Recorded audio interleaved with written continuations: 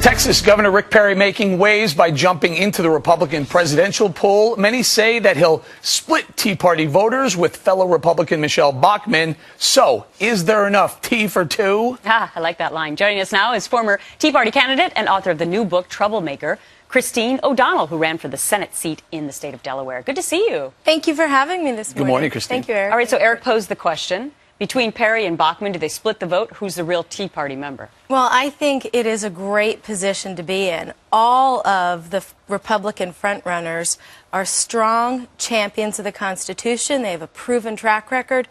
Unlike any other time in at least my political history, which is, over 20 years. I won't say how much over 20 years. But usually in a primary, there's the moderate, there's the liberal, and then there's the conservative trying to appeal to the base. And when the moderates during a Republican primary try to pretend to be conservative, it's somewhat superficial. So I think it's very telling about the impact of the Tea Party movement and about the staying power, the long-term staying power. Let's talk about that a little bit, Christine. I'm in the corner of the Tea Party. There's a new Fox News poll out that shows the disapproval rating, or I guess here it is. The favorable rating is 31%, the unfavorable being 51% of the Tea Party. How is that when the #1 GOP candidate, Rick Perry, is a Tea Partier? The head of the one who won the Iowa Straw poll is a Tea Partier, yet they say a 51% unfavorable rating. How do you square that? Well, what the Tea Party is about engaging everyday Americans who have never been involved in the political process before. I know in my campaign and in Christine PAC, it's not just Republicans, it's Democrats, Republicans, and independents who are frustrated that too many career politicians have turned Washington into a favor factory, so they're putting the establishment on notice, regardless of the party. So those establishment elites who have access to the media are really maligning the Tea Party and trying to give them a bad name because they are so effective.